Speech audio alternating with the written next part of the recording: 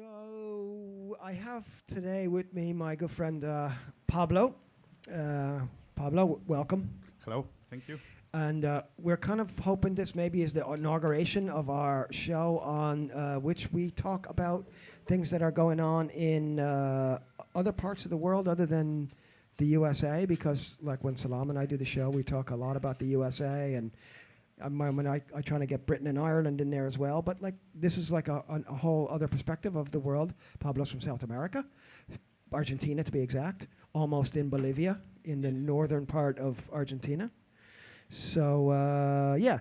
So anyway, what do you want to do? Like, we'll just do an introduction. Tell me a bit about you. You live in Barcelona. How you got here, and then we'll go on from there. Good. Good, okay. Well, I'm Pablo. I'm from Salta, as you said before. It's northern part of Argentina. The northern part, in the border with Bolivia, Chile, and Paraguay, really. I came here during a crisis of 2002, so I'm kind of veteran of every crisis. Yeah, you've kind of managed to live in through all the crises. Yeah. I got a master on crisis in 1975, I think. Yeah. I love it, man. Yeah. That's So you're the perfect authority to talk on all the bullshit that we talk about here. Yeah, I can say the forecast when a crisis is coming. I can see the clouds. Yeah. And what's your forecast for the moment? We are in a crisis already. Yes, we are. Yeah. Is this the final crisis? It could be the final crisis. Yeah, maybe. For some people. Yeah, for some people. Yeah. For most of us. Yeah, for most of us, that's it. Yeah. Anyway, so the idea I had was I thought we'd maybe do like something like even like a weekly show of like to work in with the show that Salam and I do every week as well, is to talk about what's going on in that part of the world, to give us like an idea of other stuff that's going on. Like, for example, like there's been like we're running riots in the streets for the last few weeks in Ecuador. I think it's calmed down a bit now, but like there was lots of stuff going on, and so just like, tell me like sort of what's on your mind in terms of like from South American perspective. No, what is happening basically in South America is like inequality is increasing. So it's not only riots in Colombia. Colombia is a massive riot, that's why it's in the news. But in Argentina, there are protests every day. They are protesting now for the income for everybody, for the universal income.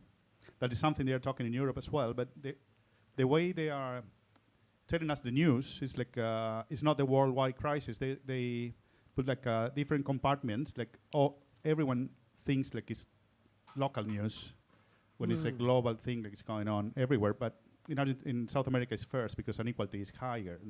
Yeah, of course. Yeah.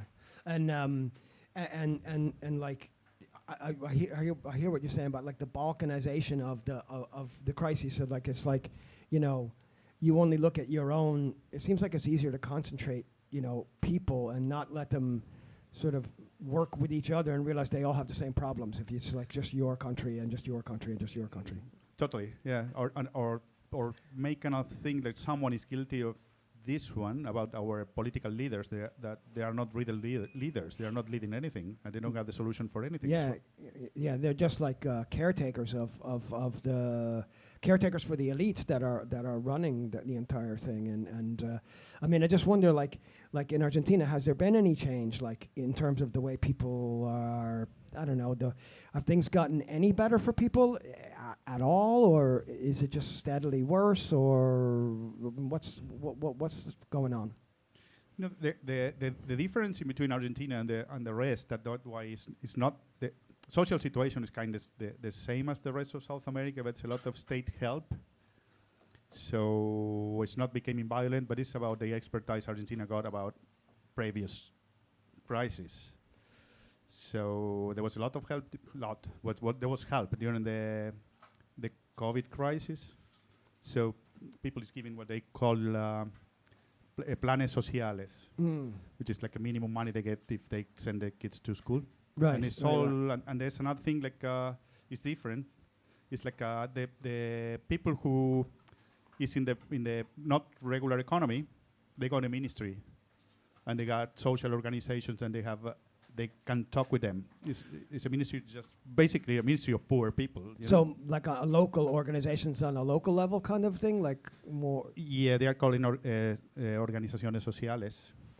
That they are basically what the state is absent in, but it is absent in many places, like to give food or things like that. The own people has organized themselves to supply the absence of the state, and the government had made a ministry for them. There's a ministry, it's a ministry of defense, and it's a ministry of them for social things. Okay. So that's the way they found to stop the riots in the street. They are protests, but not riots. Yeah. Well, this is why we don't hear about them, because they're not riots. We only hear when we heard about the ones in Ecuador, because they were riots and people were burning shit, and they're and we hear about, like this week we hear about Sri Lanka. I know that's not in South America, but we hear about Sri Lanka because they stormed the president's house and they stormed the prime minister's palace or whatever the fuck. And but we don't hear about the regular protests on the street everywhere else, and it's everywhere. And that's been my point all along. It's everywhere. And don't you think it's because they don't want the people who it's outside of the system to organize themselves and found their own way to survive outside what we call the system, you know? I think that's probably right. I think people are just, I don't know. I think that the system is all powerful and wants to keep you from doing too much to, break out of their control. You know what I mean? And so I guess like the same thing is happening in like all over South America, and every country in South America is like. But for me, from the news that I see, it seems like there may be like the grip is like loose a bit. But the grip is not as strong. Like for example, like the Colombian the elections in Colombia and in Ecuador. Ecuador is they're on the brink of like. They're on the brink of being like total revolution there, in Chile and stuff. It seems like it's like it's turned a little bit. It is, but it's more because you don't want to talk about the states, but it is because the state is losing what they call the hegemony.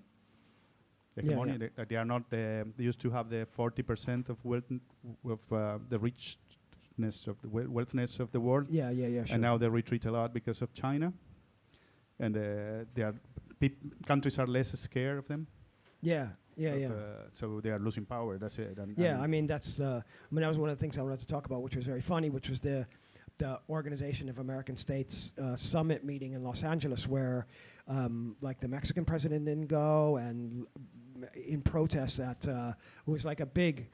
I mean, that's a big country for the Organization of American States to lose Mexico, and the Mexican president didn't go because Nicaragua and Venezuela and Bolivia, I think, and Cuba were all banned from attending. They had, instead of having a representative from the Venezuelan government, they had Juan Guaido, who's just a nobody, was there. Yeah, totally. But as Evo Morales says yesterday in an interview, like it was quite interesting. They said like it was to be a shame to not be a part of the American States organization. And now countries are proud to don't go to the summit. That used to be embarrassing. Now so that's part of the power which has been lost by the states lately. I saw a thing today when I was doing some searches to look for some information that I was looking for, and one of them was the Mike Pompeo, the American Trump guy, was the Secretary of State, and he had previously been the head of the CIA. And he said that the Organization of American States, I listened to the speech, is the premier institution as a beacon of freedom in the Western Hemisphere. And I was just like, well, it's no wonder nobody wants to go to the fucking thing, because if that's what he's saying about it, then it's exactly the opposite of that. An interesting thing, and I told you this before, and I sent you the search that I did. I was looking for that clip of this independent journalist who stood up and like basically screamed that, what was the guy's name, the lawyer in Almagro. Yeah, the Uruguayan, supposed to be the president of the organization, so it's supposed to be a very important guy. Yeah. And suddenly someone. And this kid just got up and like called him a murderer and like a liar and a thief, and it just like really just like excoriated him, and it went like viral. And he went at it for like a good, it's like a minute and a half, and you could see the kid was like going like, no, you're a murderer, you're a scumbag, you're this, you're that, and then like expecting somebody was going to grab him and make him stop, but like nobody came, so he just kept going. It was fucking great, and he kept going and he kept going and he kept going, and he just was like destroying this guy, and the guy kept saying, no, that's not true, no, that's not true. That's all he could say. Yeah, he said, you're not well informed. You're not well informed, yeah.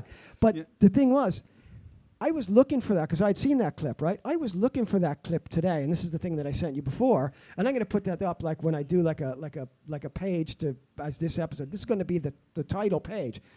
On the search that I put in protester shouts at OAS chief, right? And then I put protester, I put like a load of different things in that search trying to find that clip, and I could not find it. It didn't come up. And I put in protester shouts at OAS Summit LA, right? And you think in a search that's going to give me everything that was from that, right? And I backspaced one backspace, and the drop-down menu for the searches came up Barack Obama singing, Barack Obama dancing, Barack Obama playing basketball. It was fucking, I was like, what the fuck? So that I'm allowed to look for that. Yes, but I'm not allowed to look for the actual thing that I'm fucking looking for.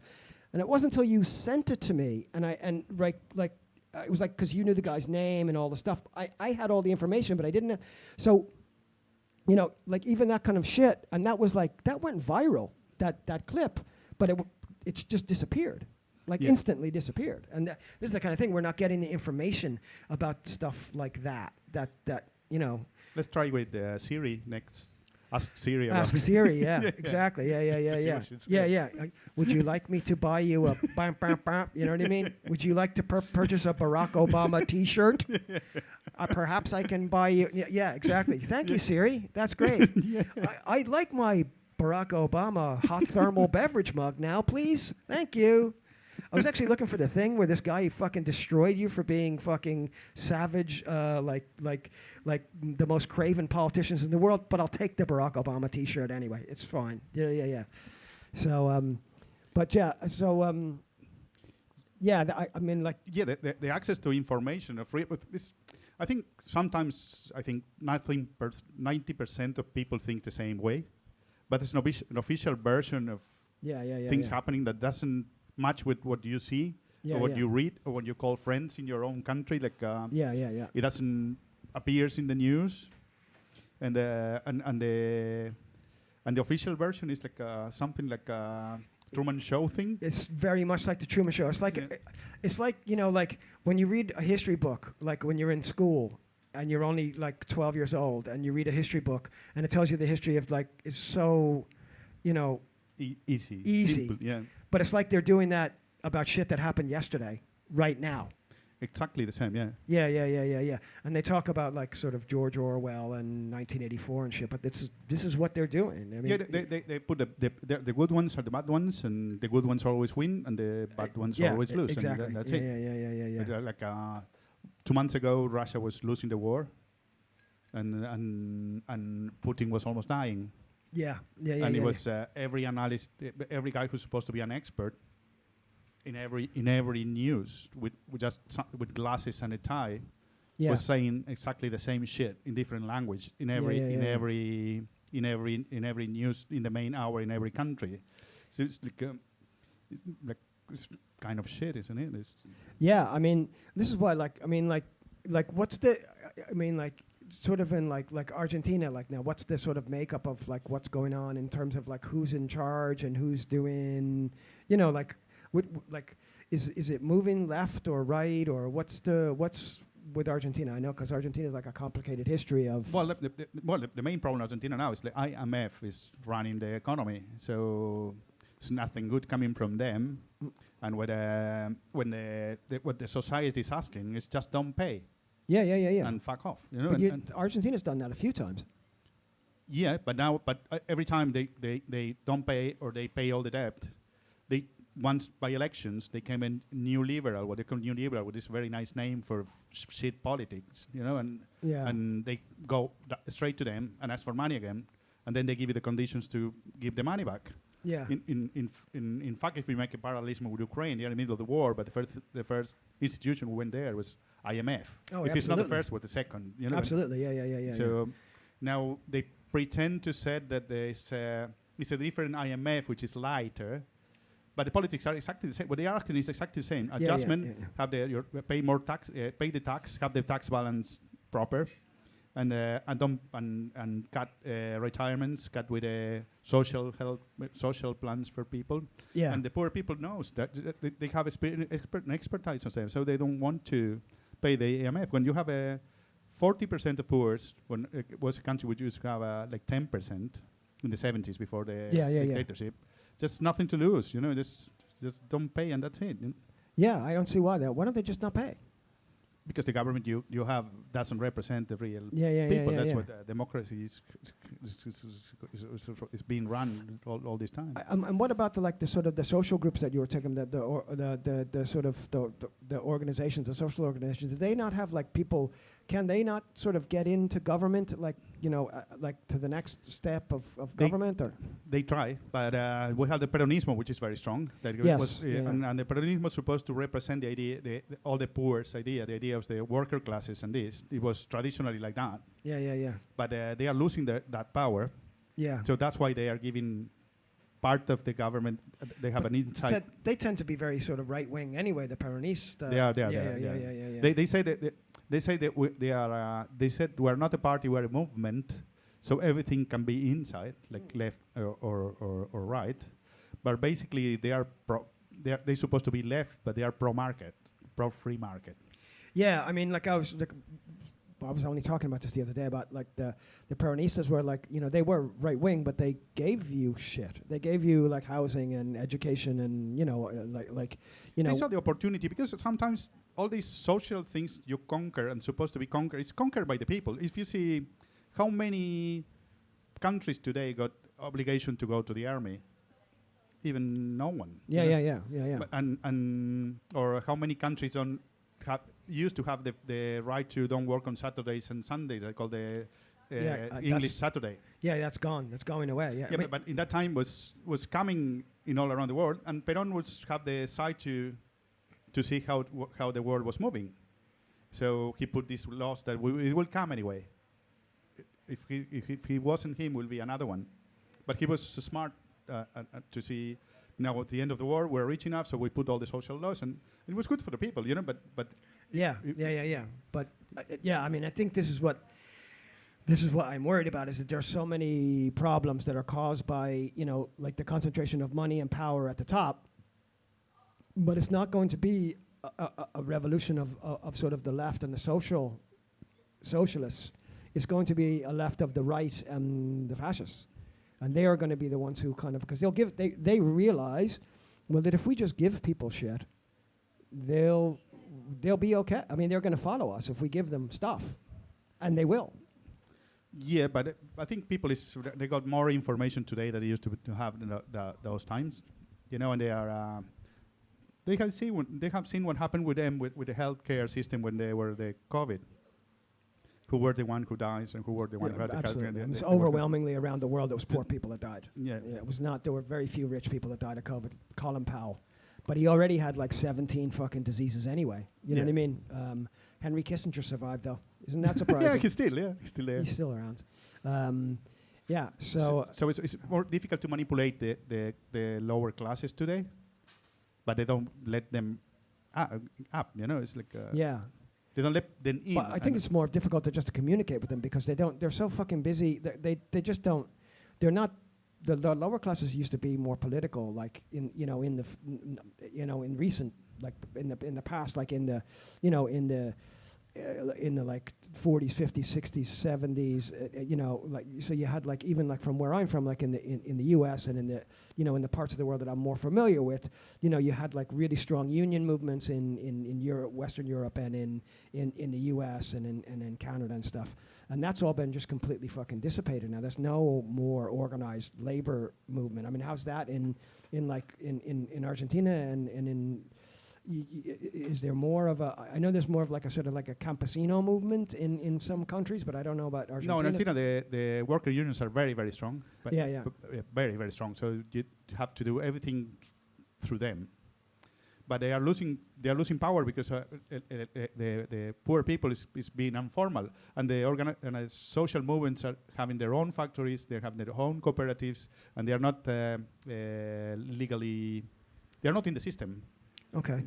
So they organize themselves because it's traditional in Argentina to people get self-organized. That's something like it's the differential that the rest of. And do you think that's a good thing or a bad thing? It is a good thing because it kind of survive. You know, it's the only way to survive. Otherwise, the narco takes over. It's what happened in all the other countries. If the poor people don't organize to build their own jobs, the narco go immediately to take the place of the state. It's happening all in all the world. Yeah. It's That's true. happening in Mexico and Brazil. There are countries which are no one talked like that, but they are in a proper civil war since 30 years. They are killing each other. Yeah. It's true. Yeah. I'm glad you said it that way because it's like, we think of this like, what's going on it is a civil war. It's not like, it is, you know what I mean? Like, people like just the brutality of some of the shit that goes on in places like, like it happens in the U.S. as well. Not so much here in Western Europe, but in Mexico, for instance, like the narco fucking just. It is like fucking civil war because they've bought up half of the fucking police forces. Most of the police forces are bought up by the narcos. The police forces have no choice because the narcos are better armed and better equipped and they have more money than they do. And so it becomes a war between the narcos and the fucking people. And Yeah, but they call them, for example, when they go walking through the states, they call economical refugees. But really, they are running from civil wars. Violence. No, it's true. No, I totally agree with that, and I've always agreed with that. And to call them economic migrants is just ridiculous. I mean, because they don't have economy because they are in a war. Yeah. It's not possible to build a country when everybody's killing each other and. Yeah. And the economy has been sort of it's such like rentier, like rental economy. It's like there's no, you can't start a business anymore. You can be like you can be like a tenant to a landlord, but you can't be your own. You have you don't have your own land. You don't have you know what I mean? Entrepreneur. And another thing I was thinking when we were talking about the movements or the worker unions that before used to be more strong, and they were more strong because the world was wealthiest in prima material concept and environmental things we were not concerned about pollution and all this shit. And when you see now there are little towns with even poor towns that they are fighting against mining. They don't want mining in their own towns because they say they cannot drink the water and things. It's a new sort of environmental sort of organizational activism and stuff like that. And before was the worker rights were important. The worker rights were in the mine. Now the important thing is don't mine. But the workers' right, those are. This is something that I've always been like, these are two of the same. These two are the same thing. Yeah. Environmental rights and workers' rights, they're the same thing. It is. They are. Yeah. They are the same thing. It's like, and this has been a concerted effort of like sort of the ruling class to divide those two, to sort of say, look at these crazy environmental people, look at these workers, and just to keep them to. It's sort of been the tactic of the right, is to exploit the divisions in the left, and the left has always been like. I was listening to a thing about like Marx was saying the same thing in like 1850. He was saying the same exact thing. It's like the left is just so easily fractured because they have like, this is my cause and this is my cause, and becomes a sort of absolutism, like but like what you said was like that the environmental rights and the fucking workers' rights, they're the same things, because if the environment is fucked, then there's no fucking, you can't live. They're the first one to and they're the first ones to pay the price. Obviously. Yeah, it's like that. Yeah. Because I mean, I know like, just from my own, the example of my own country, is like, I know that like, there's no fucking oil mining. There's like no oil rigs or anything in like nice parts of, there's oil rigs all over Los Angeles, in the city and county of Los Angeles. There's oil wells, like, those pumping oil wells all over the fucking place. There's none in Beverly Hills, and there's none in Malibu, and there's none in fucking Pacific Palisades.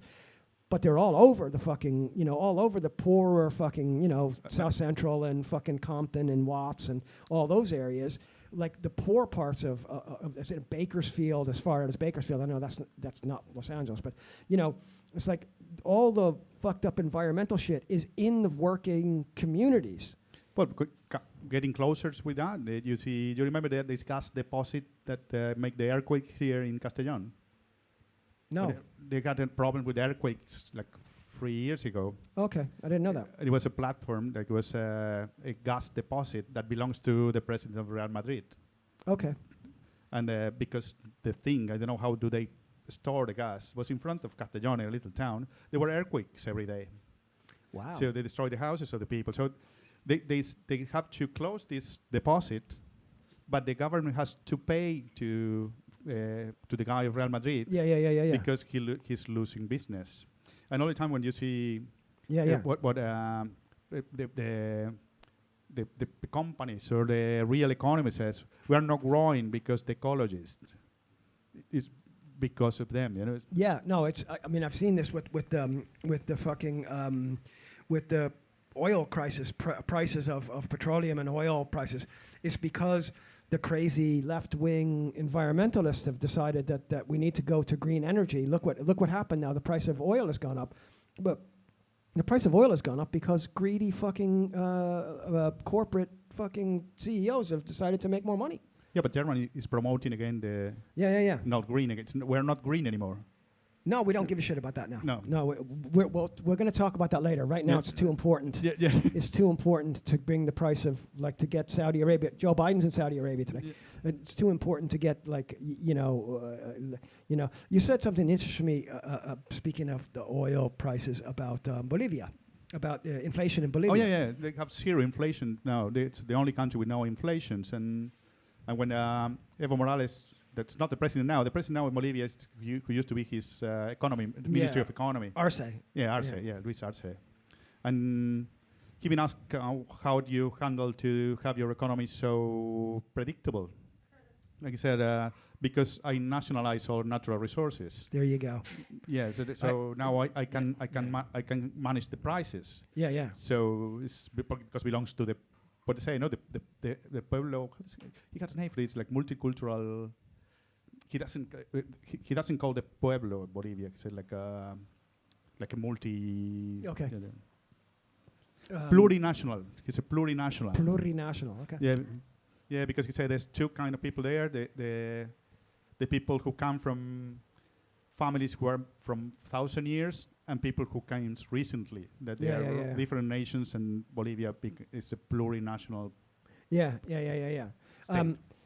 No, it's I just I found that interesting when you said this to me before about like why does Bolivia not have inflation? Because they nationalized the fucking. I mean, why can't every country do that? I mean, I don't understand why this has been my point all along for a long time. Like these resources are coming from the fucking ground. This is like isn't this ground and doesn't this belong to all of us? Well, he gave a very clear example. He said. They have a lot of meetings with Koreans and Japanese who were interested in lithium to make batteries. So we say, why you don't come to Bolivia and make the batteries here? So we sell the lithium and you make the batteries here, so it's working for the people. And you get the jobs here and all this. Yeah, and they refuse. So he said, I refuse to sell them the lithium, so we make our own state factory of batteries now. And they have like 70 factories. Good. I mean, this is like, I didn't know that, and I think that's great because, there were always like, extraction like arrangements between extracting the minerals. So like, you extract the minerals, cause all the environmental damage in this place, and give the jobs in the other place. And give jobs to the other place, and the prosperity goes there. The resources and the resources come out of there, and the profit is extracted and brought to another place, and the only thing left behind is misery. Even worse, because in that system, then Bolivia has to buy the batteries to the Koreans. Yeah. So all the profit goes to them. Yeah. I mean, this is why I remember Elon Musk in the coup back in, what was it, 2 years ago now? So it was 2019 now, wasn't it? It was 2019. Yeah. Because I remember I was working with you met Cristiano, Yeah. the chef I was working with, and he's Bolivian, and you know, like that's a funny story actually. He was my second chef, Cristiano, Bolivian guy, and like at the week, I think it was October of 2019 was the coup, and he came in and he was like very upset. I was like, are you upset? He's like, man, my fucking family are over here from Bolivia. He's like, they're not going home. They're going to stay here now because of this fucking coup, man. They couldn't wait for like 1 week till they went home. So he's like, do you know, I like, yeah. So, but I remember like that Elon Musk coming out and saying like, we need the fucking lithium. We'll coup whoever we want. Yeah. Yeah. And he supported the coup d'état. He was glad to. Yeah. They called it was called the lithium coup d'état. Yeah. And it's like again, it just brings home like we've kind of got this sophisticated world where we think that's different than it ever was, like 100, 200 years ago. But it is all about extracting resources. You know, the reason that we live so well here in Western Europe, and even comparatively, the poorest person here lives way fucking better than the poorest person, even in I'm sure, I mean, I don't know Argentina, but certainly Brazil, certainly fucking Bolivia, certainly, you know, like the poorest person here lives better because everything we get is taken from down there. Oh yeah, I got an example for that because I work in an airport for many years. So one day he was an American guy. In fact, he came to buy a ticket to Bolivia. In fact, like I said, business class, because he asked me how much was a business class from Buenos Aires to La Paz. And I said certain amount of dollars. I can't remember how much. And said, it's not true. I said, no, it's true. And said, but if I buy this in America, it will be 200 euros or 100. And you're telling me like 700. And I tried to explain to him and said, you pay that because we pay this. So yeah, exactly. We are subsidizing your ticket. Yeah. Because we have less salary, we earn less money, and we pay more expensive service for the same thing. Yeah. But it was not well understood by the passenger. No, I'm sure it wasn't. Yeah. Yeah. I mean, like my impression of it was always that like I remember there's a great painting by Diego Rivera. Yeah. And it's called Victoria Gloriosa. And it's a big one of his big murals that he did. And I just happened to be reading an article about it about 2 or 3 years ago. And they found it in a basement of a Russian museum in somewhere in Moscow. And Diego Rivera apparently gave it to, I think he might have been Khrushchev as a gift or some shit like that. And it's a mural of the two CIA guys, the Secretary of State of America, John Foster Dulles, and the CIA, Alan Dulles, his brother, with the president of United Fruit Company and the president of Guatemala, and it was like Victoria Gloriosa de Capitalismo, and it was the thing of it, and how they had come in because the Arbenz government had wanted to make like just land reforms to say, and they'd gone in and said to all these farmers that were working for the United Fruit Company, 2 or 3 families, that listen, we're going to nationalize the land and reapportion it to the people. And I said, I'm going to pay you, what it's worth. And they were like, how do you know what it's worth? Well, because you gave us the tax thing, so we're going to give you what you're paying tax on. Your tax valuation, we're going to pay you that. And they're like, it's worth way more than that. I said, well, then we're going to start taxing you on what it's worth. It's like, no, it's not worth that, And it's like to try and like mix everything from like, we want everything that's good for us in our favor, but like everything that's bad for you also in our favor. Do you know what I mean? So they came in and basically they did a coup in Guatemala because they wanted Chiquita bananas to be cheap in the USA, and the 3 or 4 families that ran Guatemala's sort of farming plantation empire. Yeah. And the US was like 100% behind that, and you know what I mean? And anyway. Well, that's why the consumer get supported. It's like everything comes from somewhere. Yeah. It was like something like took my attention first time I was in New York. It was when I went to the supermarket. You got those cookies or whatever, mainly cookies.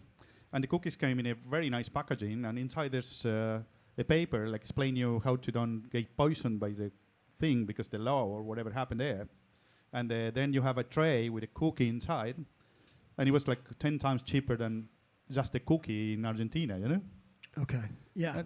And you say, how can be affordable to these like 5 factories Because working to make it? Exactly. It's like the lithium thing. So like you were saying about the lithium. So like Bolivia was supposed to make the lithium, mine the lithium, send the raw lithium, and then the batteries come back and you buy the batteries. It's like the same thing. Like when grow the grain, ship it there, and then they send back the cookie, and like, but you could have made the cookie here with the grain. Yeah. So yeah, it's like essentially that our lack of understanding in this fucking part of the world in the West is how much we rely on cheap resources from the rest of the world. Oh, but when you call, you say East, Western, and I include South American Western countries. Because when you travel, you realize that you belong to this side, even when you are the backyard of all the rest, you know? Yeah. And we also, when we compare South America with other poor countries, and say we think we are much better. Yeah. Because you are like the servants of the rich family, you know? We're still living in the house. We're yes. I know what you mean. Yeah. It's like So like instead of having like, I've always heard like heard the term, even when I was in college, we talk about the global South. And the global South, what are you to take that to mean everything under the equator? Well, like Australia's in the global South, Argentina's in the global South, South Africa was in the global South. So it's like, but India is not in the global South, but India was one of the countries that we talked about as being in the global South. It's kind of like an economic thing. It's like they try to make it geographical or racial or fucking, like this side or that side or the other side. And it's all about like, the class, or who runs the country and who got into fucking, who managed to beat the shit out of the most people to take over the country and be in charge of the fucking thing. It's only, basically, it's nature, It's like, we are like an overpopulated monkey, or we need bananas all the time, So it's and you are looking for them. The thing that kills me about that is like, okay, we're talking about that like social Darwinism, that the strongest one is always going to win, but like we never would have gotten here if it was only about the strongest one winning, because most of the time the strongest one was also the fucking stupidest one.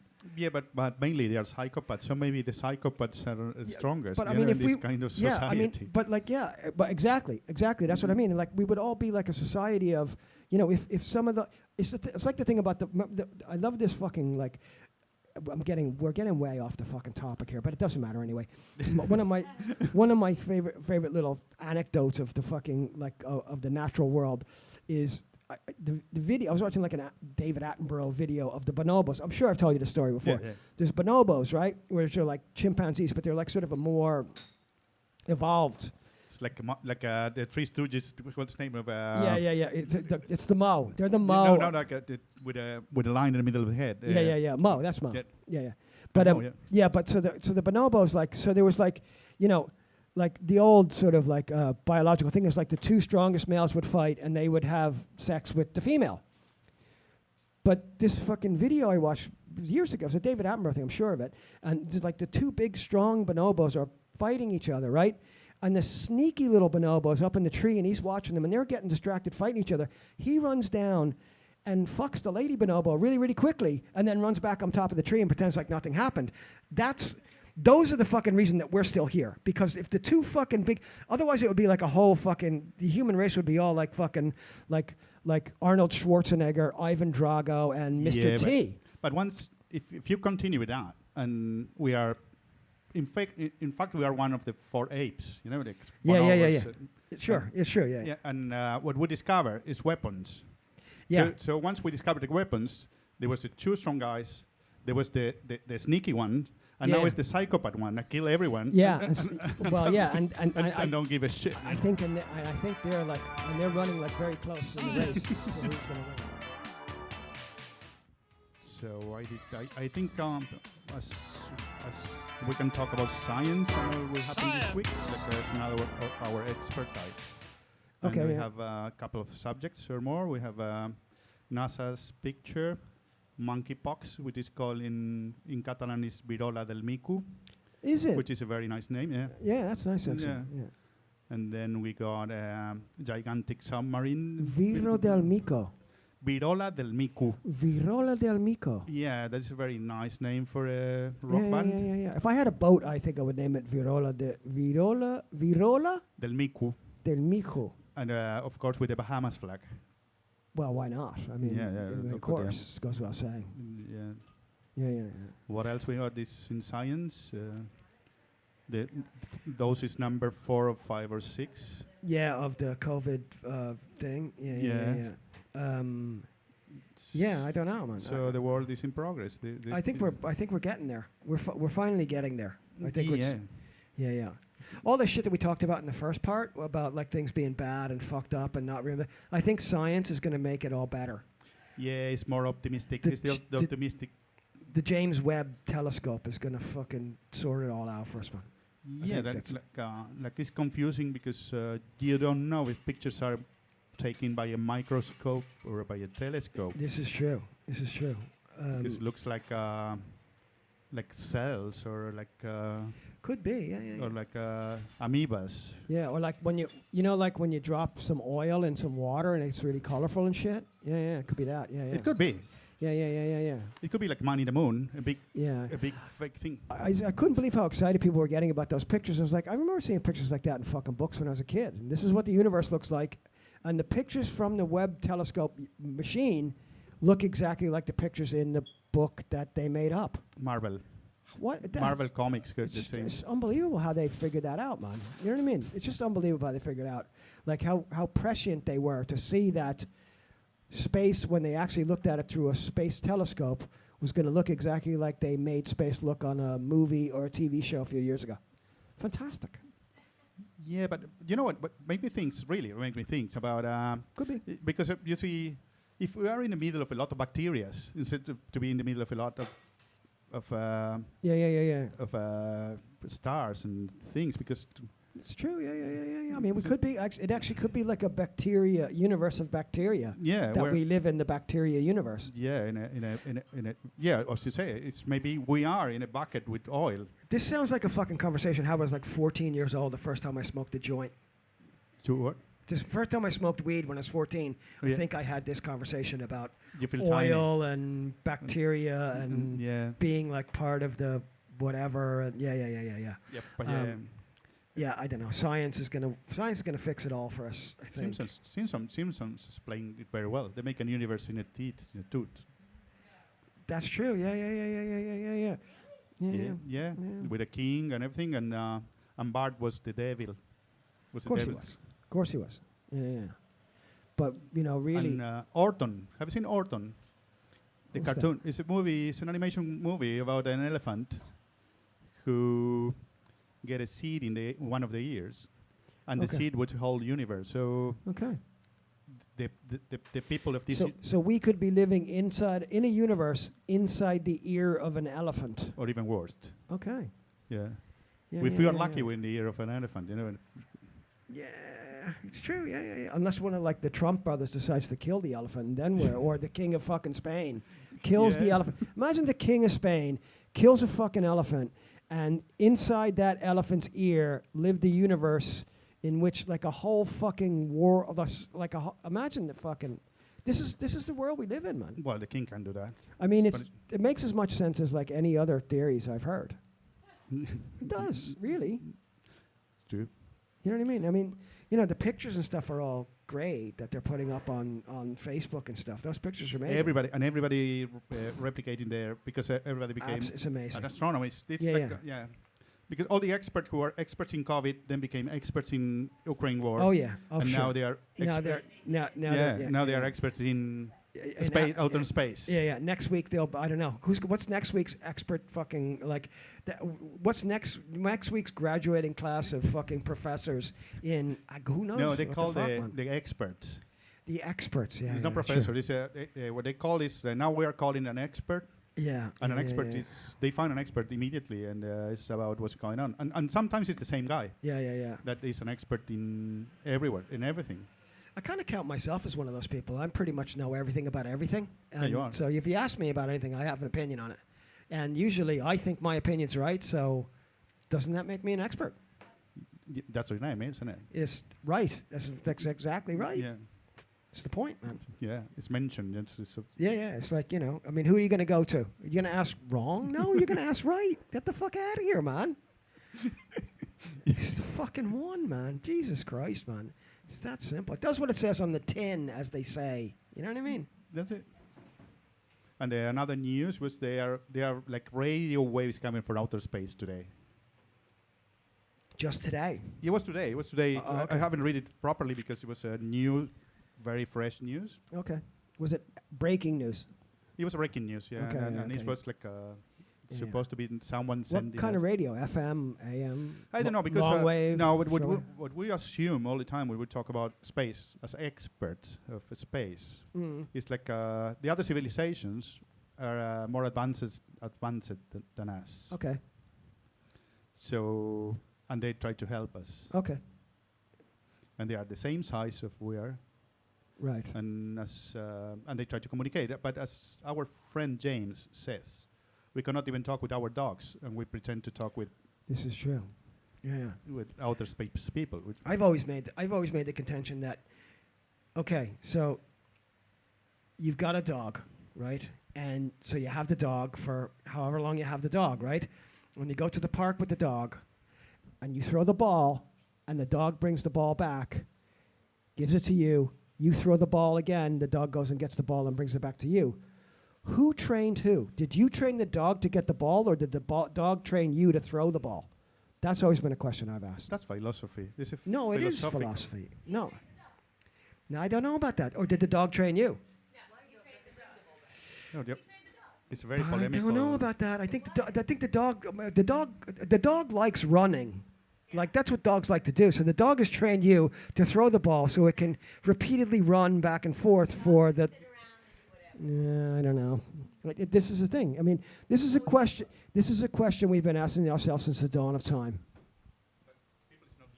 People is not listening what you are saying about the dog. So it's only Vinnie. Yeah, it's just, yeah.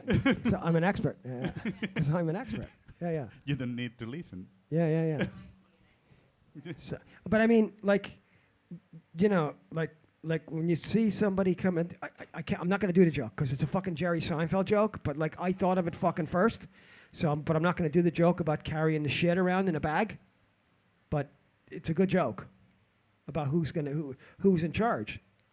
The dog. The dog.